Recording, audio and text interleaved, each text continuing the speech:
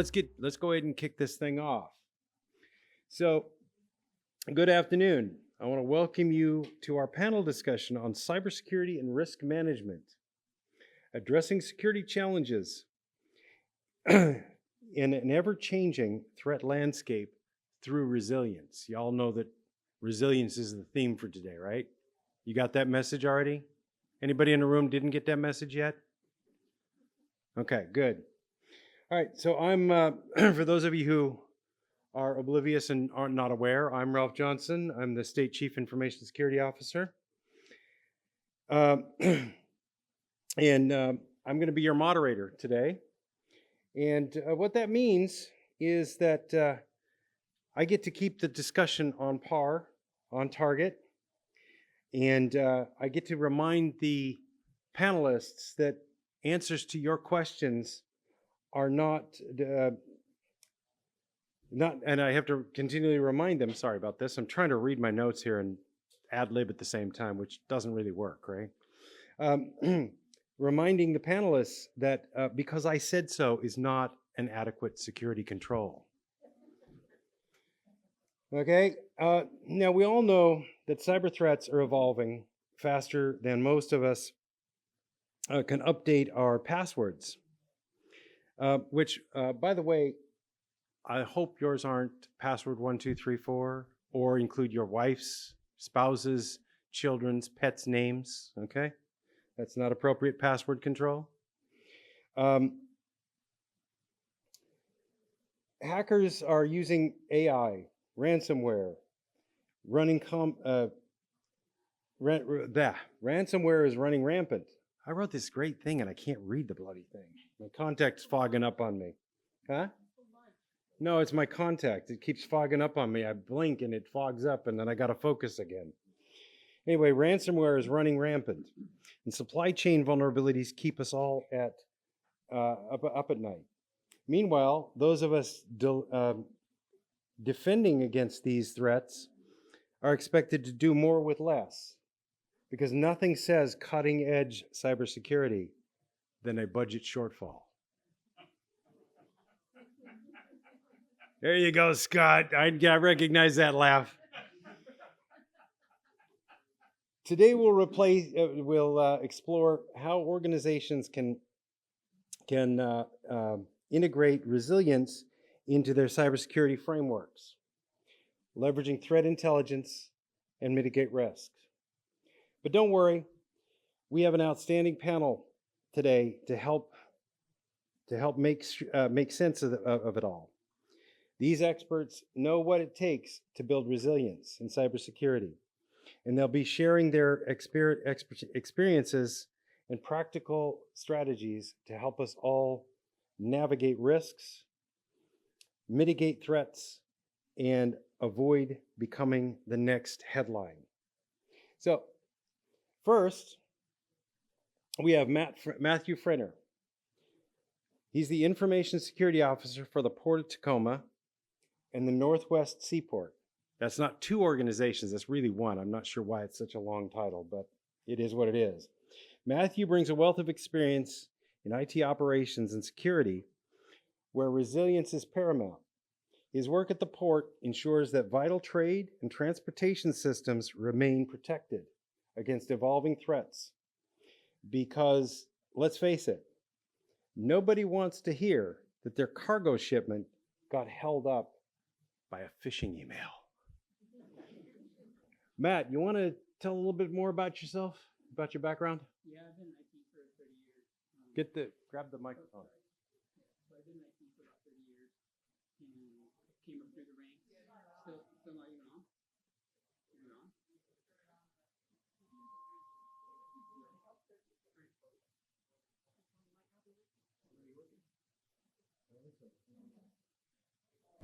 There we go. That one's working. Yeah. Yeah. Okay.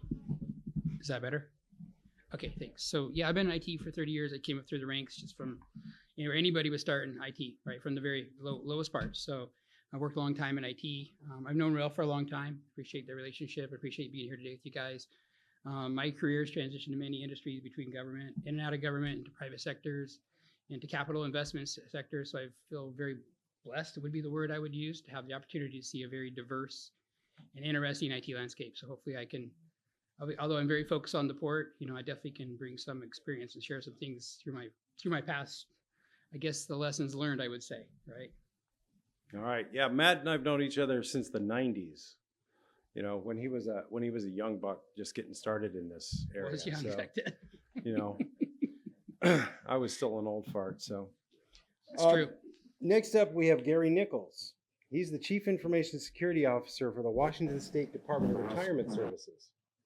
He's protecting all of our futures, right? Gary's job is to protect financial and personal data and keep retirement funds safe from cyber criminals. Because losing money to a cyber attack is not anyone's retirement plan. Gary, you want to tell us a little bit more about yourself? Thank you, Ralph. And you got that right. I have over 28 years in IT and security. I moved from New York in 2016, working for a decade for the New York City pension system. I also came from the private sector, so I understand healthcare, PCI, financial, and marketing. Worked for Department of Licensing as a CISO for 3.5 years, then moved to Department of Retirement Systems. I've built countless cyber security programs, worked in every level of IT and security you could possibly think of. Security engineer, architect, system admin, help desk, you name it. And I'm glad to be here to help secure the state. Thank you.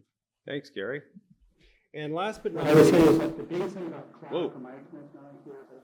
What was that? Kind of reminds me of the thing that happened to me yesterday. I was in a meeting yesterday afternoon, and I'd been helping Rhonda test out this push-to-talk app on her phone. I left it on my phone. I'm in this really intense meeting, and all of a sudden my phone goes, breaker, whatever. I don't know what she said. It was hilarious. I got some looks. Anyway, last but not least, we have Caroline Alper. And Caroline is a vulnerability management specialist with WATEC. Caroline spends her days hunting down security weaknesses before the bad guys do. Basically, she's the cybersecurity world's version of a detective, minus the trench coat. I assume. I don't know. I've never seen her wear a trench coat. Caroline, tell us a little bit about yourself, and you can avoid the fact that you're from New York too, because we already got Gary. And the trench coat. So I'm Caroline Alper. I've been in the industry just shy of 20 years now. Originally started, shockingly, down at Disney World doing early IT audits that led me to joining the military, doing Air Force, also comm, so if anyone else is signal, woohoo. That then led me joining Homeland Security, specifically doing network engineering and then network security. And that kind of brought me over to Washington State and joined you guys. I was over at agriculture. I see some of y'all at ag, so I was very blessed to be the CISO there for a while. And then once upon a time, Jack Potter, who might be somewhere out there, pulled me over to the OCS team to help further establish the statewide vulnerability management program.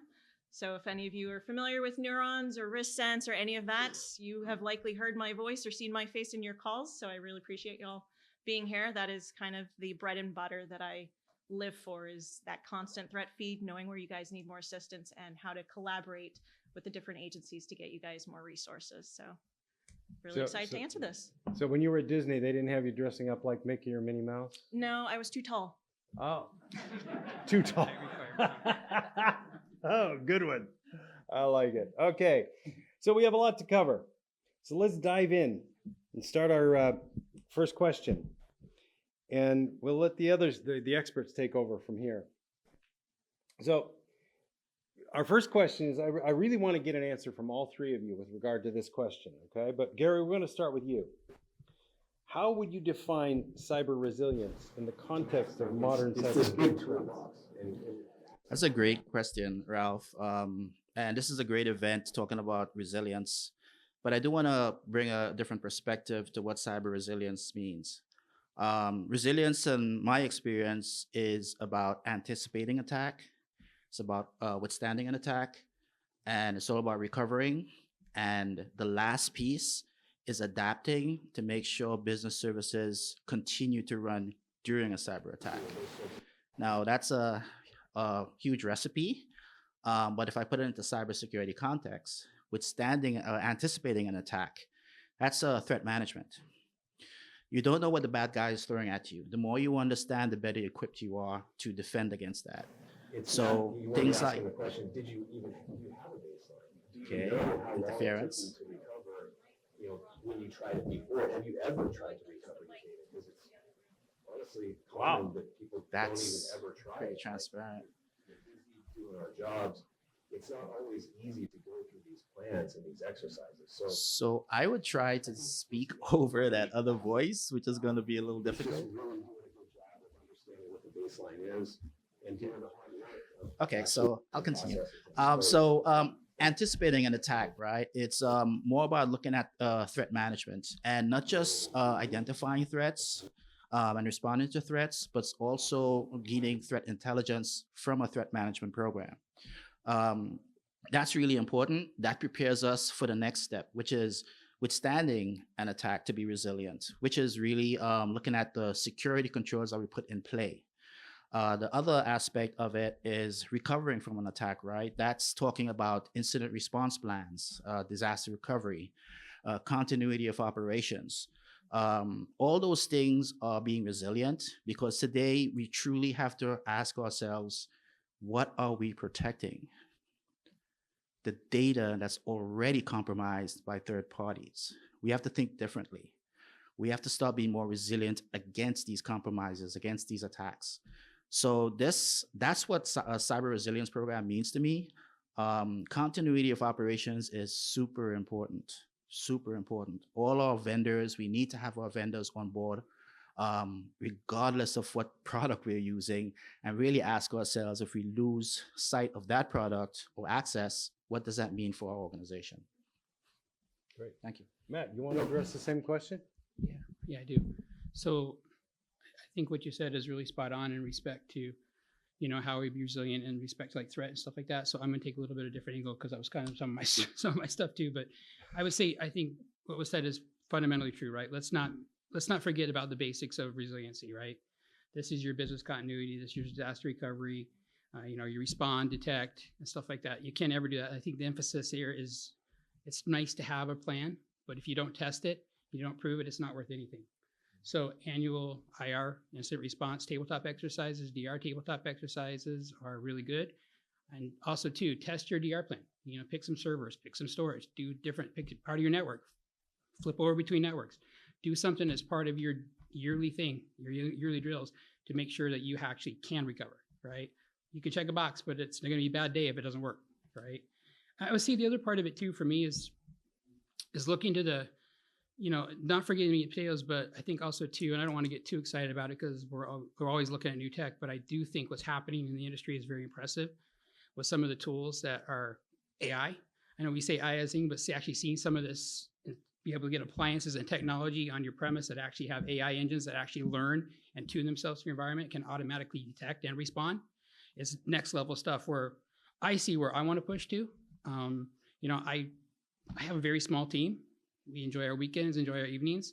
It'd be nice not to, we have a VSOC, but it'd be nice to have the technology, do something automatically based on a rule or some kind of learning of the environment. So I think that's where I'm going to push for. All right. How about you, Carolyn? So I kind of knew when we were talking earlier, as the three of us met, that I think you're already seeing there's a difference in how we define resiliency. You've even heard it through all the discussions with the vendors and so forth. And so I think that's something to note. Our definitions may differ from your definition, but from my lens, I really do see it as being moving away from those reactive kind of stances, everything we're doing. If you really look at most operations, it's very reactive. We're not looking at kind of that proactive and even adaptive. I think that's what Gary even landed on perfectly, was adapting and being proactive, and that continuity lens.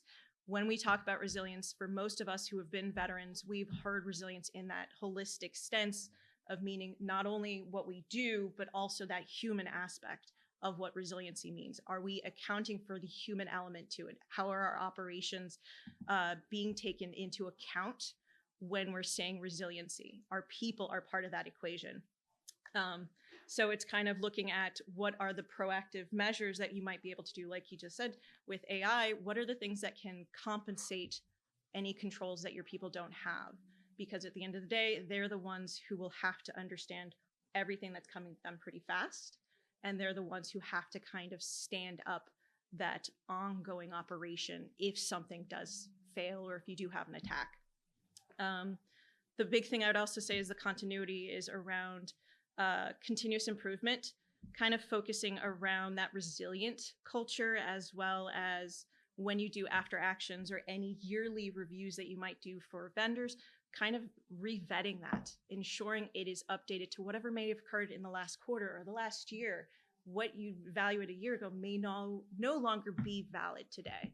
So that's kind of my view around resiliency, is kind of that big picture, operational as well as technical. So yeah. Fantastic. Yeah, I think the continuous improvement concept and focusing on your people is highly essential as well, because your people are, add to your resilience. Cross training, making sure that multiple people know how to operate and function within multiple platforms. That's true. That's great. All right, so Matt, what are some of the most significant changes that you've seen in cybersecurity in the cyber landscape over the past year? Yeah, so I think you're going to get three different answers here, because you got to remember I'm coming from a different perspective. I work for a large shipping port. So I'll tell you what I see from my threats analysis, and I kind of important areas that matters to me is I think there's three key areas I'm looking at. Is one, there's an increasing AI threat against us. It's just reality. We see it. We see it in deep fake. We see it in elegant phishing and smishing attacks. We see it. We really see it. We feel it. We train our people, but it's good. Evolution of ransomware. I think that's another big thing that's on my mind. The Port of Seattle, we're closely tied to them. They went through they had a very bad year, right, with their ransomware. And the interesting part about this is that anybody can do ransomware now, right? You don't have to be a sophisticated hacker anymore. You can go out and buy it as a service. There's actually people that do ransomware as a service. So that's the reality of it. These people can make money. They profit from it that way. You can work for one of them. You probably have a health plan. So there's really organizations out there really against you just to get ransomware. And it's kind of scary because they're not sophisticated anymore, and they know what they're doing, right? They're looking at double or triple extortion approaches. They look at holding your data. They look at threatening and releasing your data they got against you for a dollar. I think the other thing too, from a port perspective, I'd be not fair to say this, right? But we worry about state and geopolitical threats, right? I'm not going to go too deep into it, but if you guys know what advanced persistent threat group is, anything typhoon out of China is against us, right? These are state-sponsored groups that really look at critical infrastructure. And the other thing about it too is that state and political geo threats are not anymore government versus government. That's just not how it works. We see these entities looking at our telecommunications. Doesn't matter if you're public or private. They look at ports. They look at energy sector. They're looking to work their way in, live off the land, in the hope that one day they can leverage their payload against our country. So it's true, it's a real threat. If you ever get a chance to Google it, just Volt Typhoon, it will lead you down the whole thing and teach you everything about APT groups. So those are the three things that are really on the top of my mind. Yeah, Volt Typhoon, Salt Typhoon, And Silk. and now Silk Typhoon. Yep. It seems to get softer and softer each time, right? But it's not. Silk is a whole lot softer than Volts, I guess, but it feels that way. Caroline, Gary, either one of you want to add to that? Oh, okay.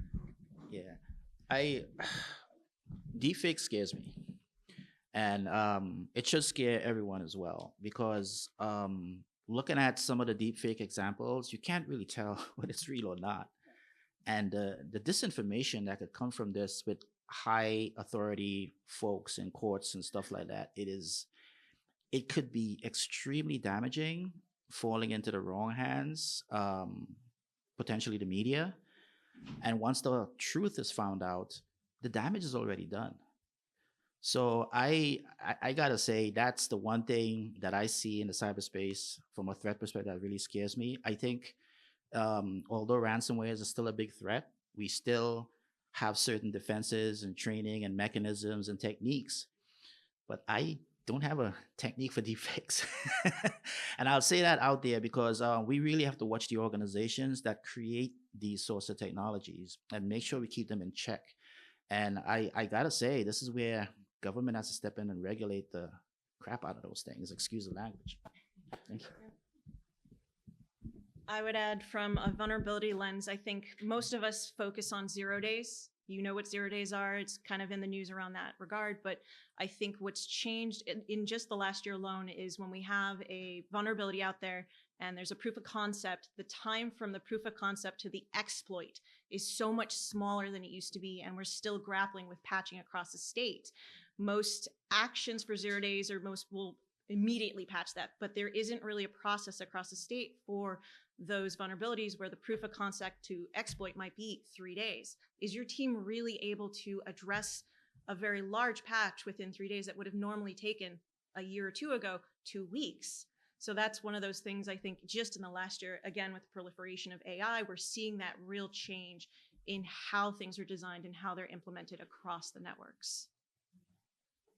Yep, absolutely. Patching is the best way to fix vulnerabilities, right, folks?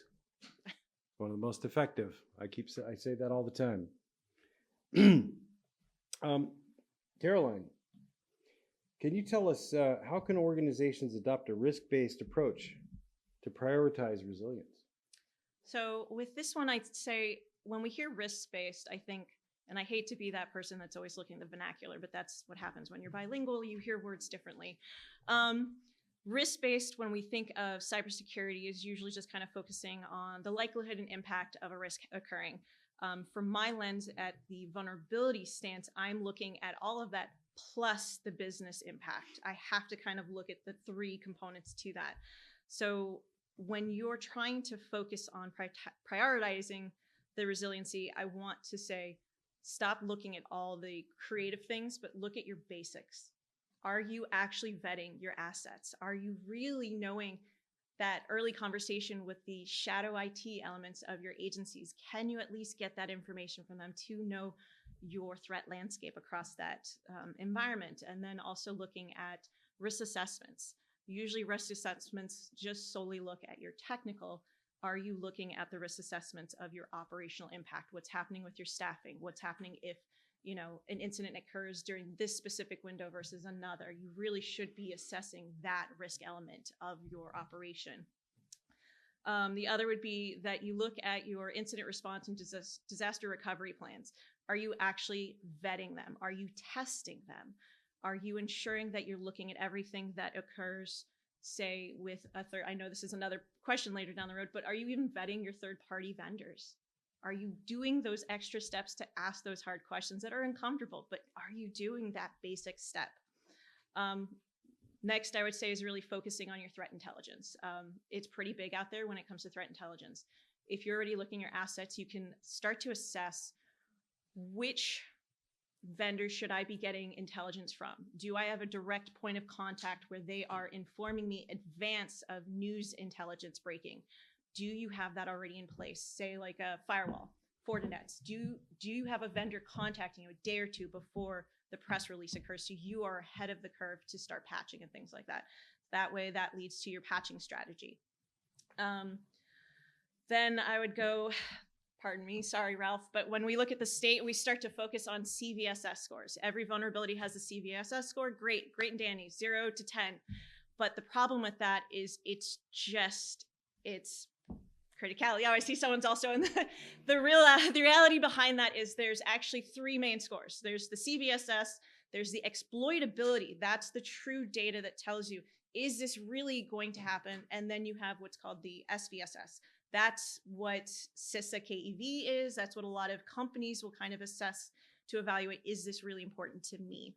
And the reason why I want to bring that up is because as an agency, when you're prioritizing this, you want to really assess, are these vulnerabilities truly impactful to me? And I use the example of, you might have, say, one asset that's highly critical. It says it's a number 10, but it's behind multiple layers of firewalls. It's absolutely secure. But by policy, it tells you have to patch that.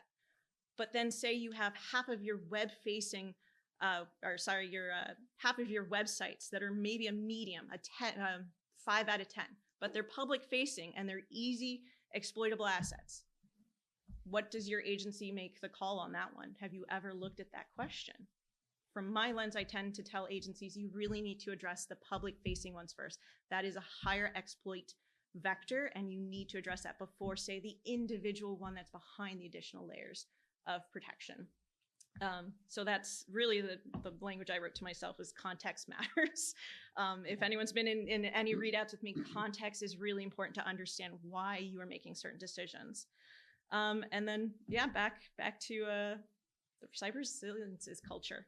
I cannot stress this enough. You can have one or two people harping about some of this, but if it's not an entire team mindset, it's not going to do anything for you. So you can make these small changes, but what's happening at the tail end? Are you truly wrapping this around? Are you validating that this has all been completed? Are you taking ownership of each action? Is your team having ownership to each action? They can say, yes, I completed this task, this is why, and move on.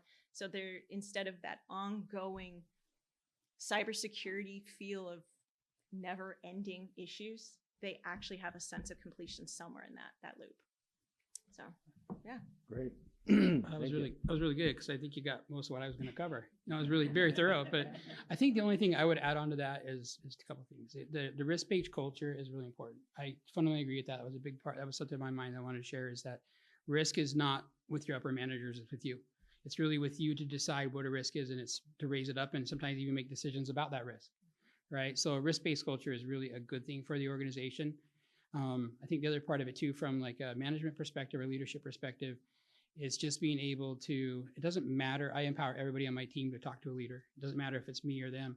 I always want to be able to feel comfortable that we can raise those issues up and that we can eloquently communicate those to our leaders, and that we work with our leaders to help them be part of our solution, not our problem.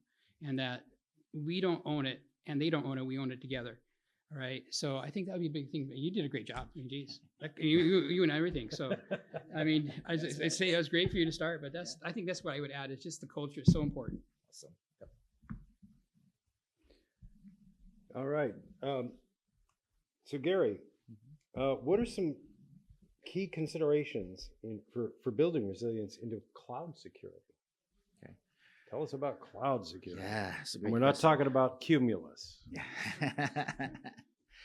So one of the things I think, and what the most important thing around cloud security is really when you're approaching a cloud vendor, whether it's storage, an application, a system, however you're approaching it, you need to align your incident response plans as well as your continuity of operations with the vendor. And here's why. Vendors themselves, these platforms, they have their own incident response and continuity of operations plans, right? We have our own plans. When a disaster happens, based on the risk or risk profile of what we're using, of what service or product we're using, we react differently. But they will react on their incident response plans, and we will react on our incident response plans. Imagine they don't align and something bad happens. That's a game changer, and that's leadership is not going to be happy, right? You know, one side scrambling, doing something different, and the other side doing something different. I think with cloud security, we do have to align those IRPs and those DR and those continuity of operations in order to be resilient. So now it's not just your organization being resilient, it's your organization and the cloud security services that you're using is also resilient. Remember, third-party suppliers, contractors, they are the ones that the bad guys are looking at. They know we have Fort Knox. They're not going to come knocking on Fort Knox door and say, let me in, or try to break the keyhole. They're looking for all the little holes, your suppliers, if they're doing the right thing or not, and they will. So imagine aligning those pieces together. Now you have a stronger castle, if you will. And that's super important. That's the one thing I will stress. There's a whole lot to talk about with cloud security, but I think that is the premise. That is what's important today in order to be resilient. Yeah, I'll tell you, in my 20 years of being a CISO and all the different incidents that I've had to deal with, only a few, very, very few, have been a result of something that my own organization did. The rest have come from some sort of third party. their data got breached and we had to get involved. Matt, Caroline, you want to add anything to that about cloud security?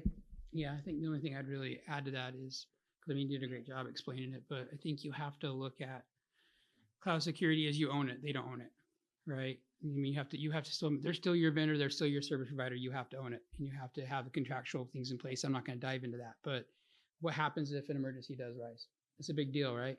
I would say that the other part of it too is, I guess, more of a proactive, more of a glass half water full or half full kind of situation. Is the one thing with cloud security is that most organizations not only need alignment, but you should also we don't take the time to understand the true value of those tech stacks. A lot of these companies offer a lot more solutions, and I find it very important to have a good partnership with them to be part of my team instead of just providing a service. So I can really, grab the value of what they add. Microsoft's, I'm not telling them, but Google, Microsoft, all of them go really deep in security, and it's really good that you take a real true evaluation of that and how you can use them.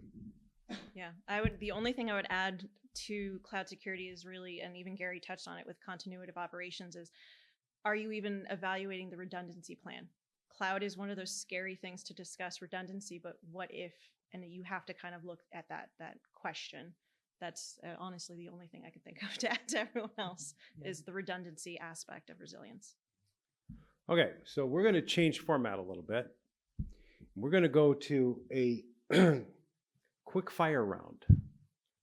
And I'm going to ask a question, and each panelist is going to be given 30 seconds. Only 30 seconds. So Rhonda, get out the clock. Time them to answer the question. And we're going to start with Caroline. Okay? Caroline, tell us what steps organizations, in 30 seconds, what steps organizations should take to build resilience into supply chain and third-party relationships. 30 seconds.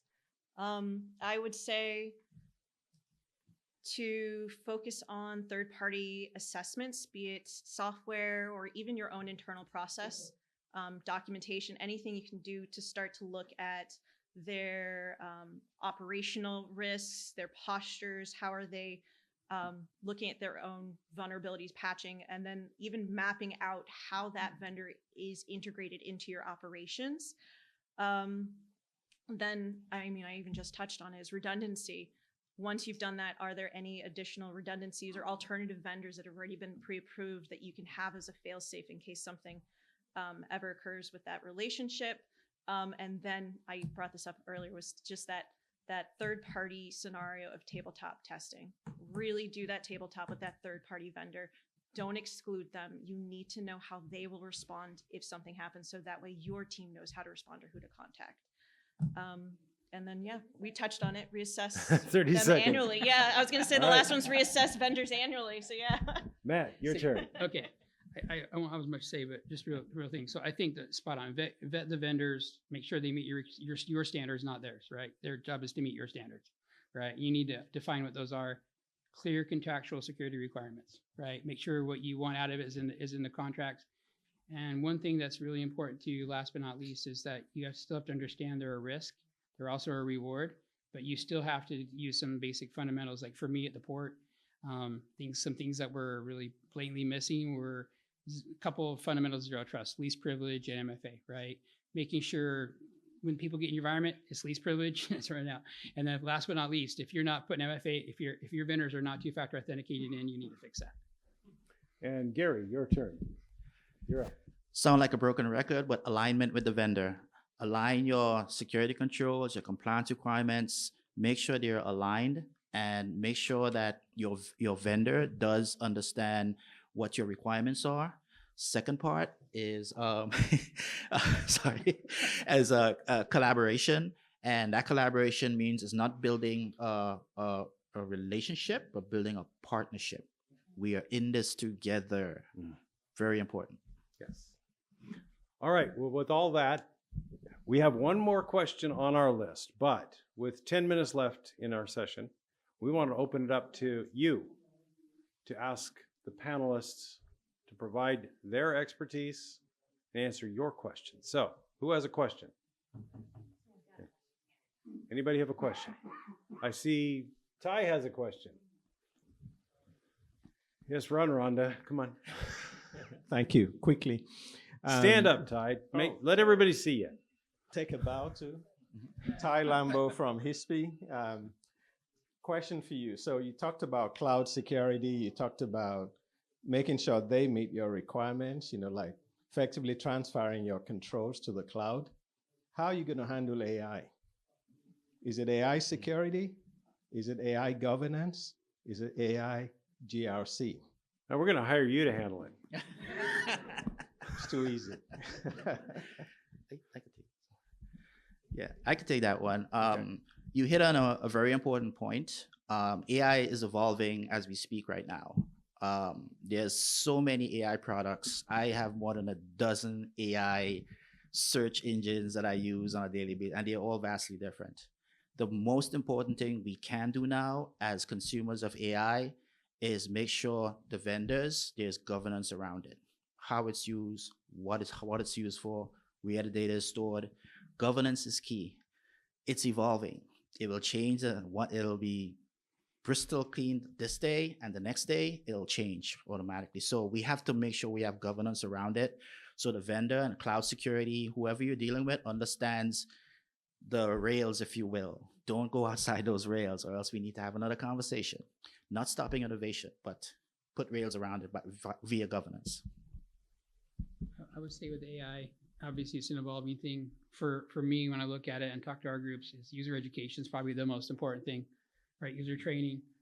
I can't really stop them what they can and can't use as far as AI goes, but what I can do is train them to make sure that sensitive data, confidential information is not getting put into these learning engines, and that's probably my biggest worry. I would completely agree with Matt. That's, if there's anything I talk about, it's education. That is my greatest concern, is the end users. It is everything technical with most of our end users. They are not fully versed on what they're even doing on their smartphones. So why would you expect them to understand what to do with AI? You have to tell them, just like with governance with the vendor, there has to be something with your end user, basic understanding of what they're even touching or interfacing, and why there's massive implications to the wrong AI system going out there. Yep, absolutely. All right, any other questions?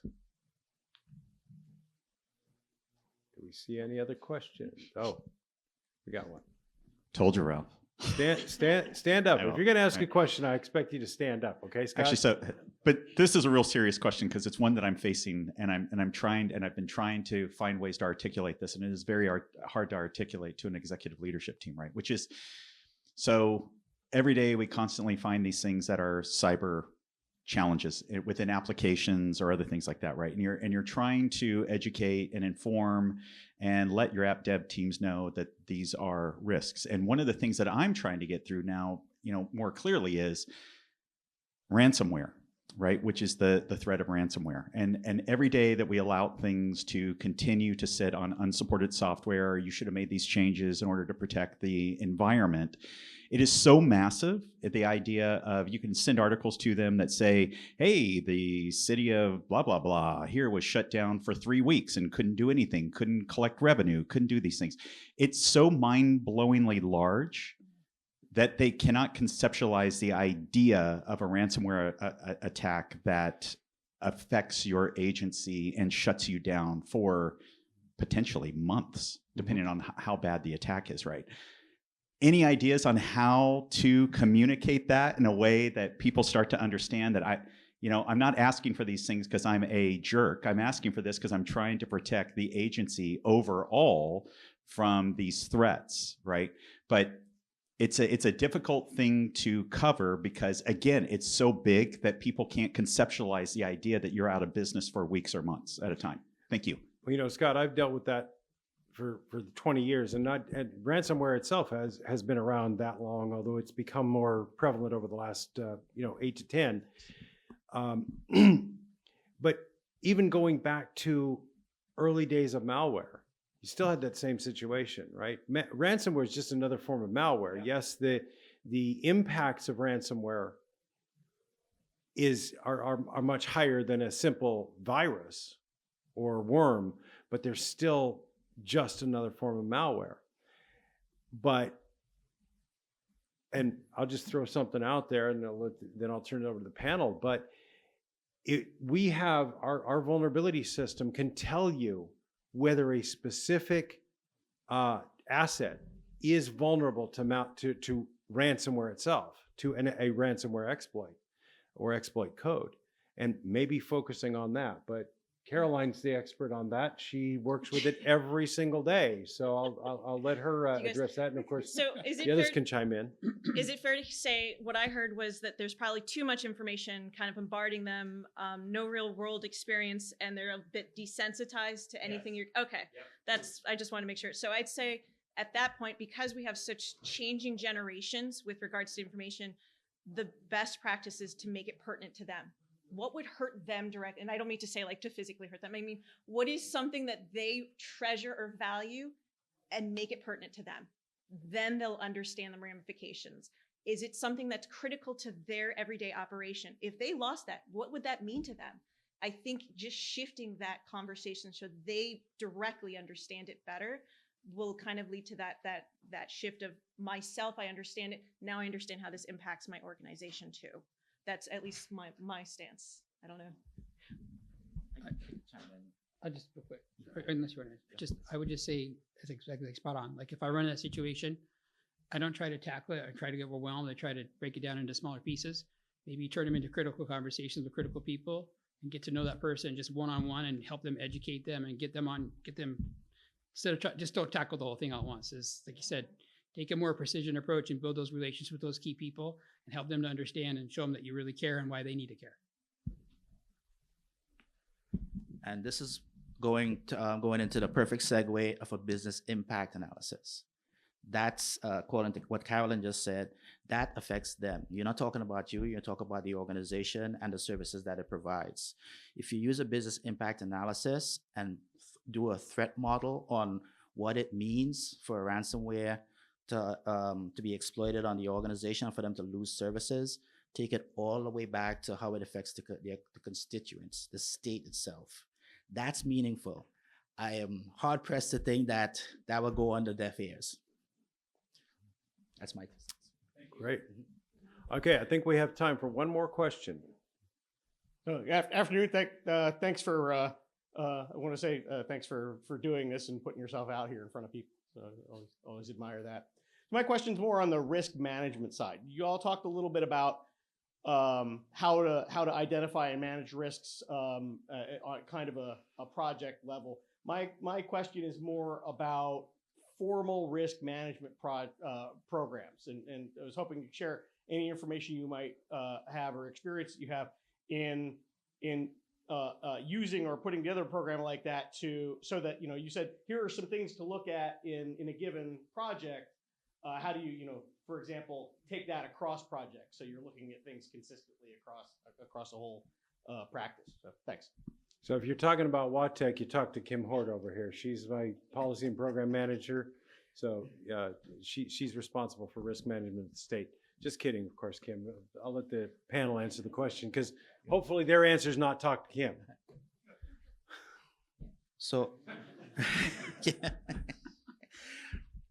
so if I'm hearing correctly, you said there's the risk programs are not as accurate or effective as you like, or the examples that y'all were using Mhm. were kind of specific to a solution.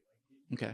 These are the things I'm going to evaluate as part of looking at the solution. Right. But if you've got like a different PM or a different sponsor doing something different, Mm-hmm. but you want to make sure that they ask those same questions. That's Right. one of the benefits I could see of a formal risk management program, but you don't see a lot. Yeah. So that's kind of what I'm trying. For my context, I'm trying to set one up. Okay. So I'm looking for what have you learned? What best practices do you have? What pitfalls? So here's what I did. I've been to a lot of risk training. I'm certified in risk management. Here's what I found in my experience. Project managers have a different approach to risk management. Security operations has several different approaches to risk management. And enterprise risk management has an overall umbrella against risk management. What I created in an organization that today, till this day is successful, is a triangle. Enterprise risk management at the top, with the enterprise risk management folks doing their approaching risk management the way they should approach. Security operations down at the bottom, and project management at the end. No one steps in anyone's toes. They do what they're taught, they do what they're trained to do, and when there's a agency enterprise risk, it gets escalated to enterprise risk management.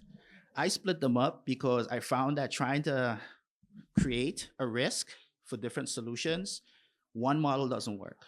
That just doesn't work. They're too different. If you ask me to run a risk management on software, none of the models are effective. You have to go down to something like a DREAD or a STRIDE approach, which is looking at API, SQL injection, all that stuff. So sometimes you have to divide and conquer to get what you need, but I strongly recommend don't consolidate. You'll run into a lot of subjective information that everyone's gonna spend countless time arguing against. That's my 2 cents to you. And I hope that helps. I say the same thing. I'm very fortunate. I have a risk manager too. We're at the port that manages. Her name's Sarah, so I have a Kim. So that's a good thing. But absolutely right. I don't think you can just expect to build one overall arching risk management thing. I think there's just too many variables. You're going to have to just find some guidelines that work best for your organization. And then I would add for guidelines, just to add on, is make sure you're looking up NIST.